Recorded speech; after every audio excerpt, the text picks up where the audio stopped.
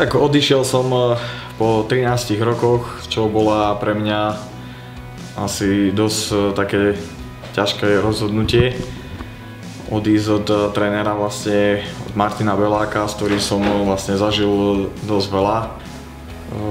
Už som to možno mohol urobiť dávnejšie, ale tak určite nič neľutujem za tie roky, čo som bol s ním. No a hlavne som to spravil preto, lebo som chcel nejakú zmenu proste v tých tréningoch. Mal som pocit, že už nejako nenapredujem dopredu a potreboval som nejaký posun a prišlo mi toto asi to najrozumnejšie v tej danej chvíli, čo som mohol urobiť. Ja hlavne z toho môjho pocitu to hodnotím pozitívne, lebo na tréningy sa momentálne teším. Vtedy už mi chýbala tá motivácia do tých tréningov, takže to je u mňa teraz prvorada, aby som ja hlavne išiel na ten tréning s radosťou a aby som sa ja nemal nejaké trápenie nad tým. Takže to je u mňa teraz prvorada a myslím si, že tie výsledky sa dostavia takisto, keďže idem s radosťou si zatrénovať, tak určite aj s radosťou pôjdem na zápas. Už som proste na tie tréningy chodil s tým, že už to bolo len z nejakého donútenia kvôli dakomu a už som to nebol ja a proste tie tréningy už ma tak nemotivovali a nevidel som tam nejakú tú motiváciu v tých tréningoch, takže mal som ten pocit, že potrebujem spraviť tento krok. Je to okolo mňa je tým ľudí, samozrejme, že mám hlavného trénera Jožka Poliaka, ktorý vlastne je tréner karate, čo má na starosti slovenskú reprezentáciu, čo si myslím, že je skvelý tréner. Možno, že tie skúsenosti v tom thai-boxe alebo v K1 alebo v boxe nemá, ale u mňa to teraz momentálne nehrá nejakú rolu. Hlavne ja ho vnímam ako veľmi dobrého človeka, je to môj veľmi dobrý kamarát a fakt sa mi s ním veľmi dobre spolupracuje, takže to bolo hlavné, čo som ja potreboval do tých nových tréningov, mať takú motiváciu. Spolupracujem ďalej s Romanom Šmantnerom, čo mi robí kondičnú prípravu. Takisto teraz som začal spolupracovať aj v Bystrici s trénerom boxu.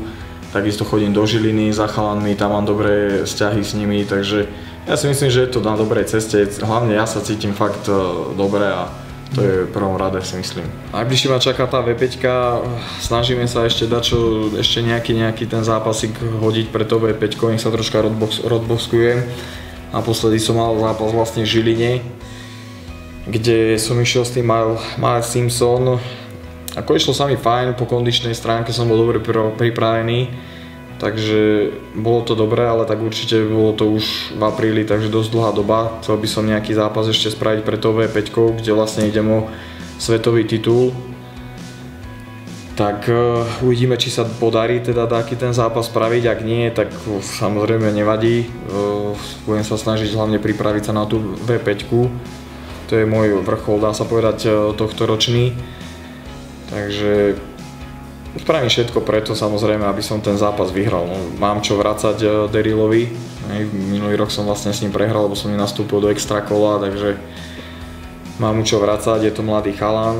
Teraz vyhral na Tatnefte, získal titul, takže asi je zjavne dobre rozbehnutý, tak až je najvyšší čas, aby som ho stopol. Ďalší rok si myslím, že to bude hlavne akcia v Bystrici, hádam už sa spraví, keďže tento rok nám prerábali štadión, tak sme od toho upustili. Takže myslím si, že budúci rok hlavne Bystrica, takisto Žilina, M-Fusion, tam sa mi zdá, že spomínali chalani, že budú robiť, takže tam určite by som sa chcel predstaviť a uvidíme, zatiaľ nejaké ponuky neprišli dopredu, takže toto sú asi také hlavné dve akcie, kde určite sa predstavím.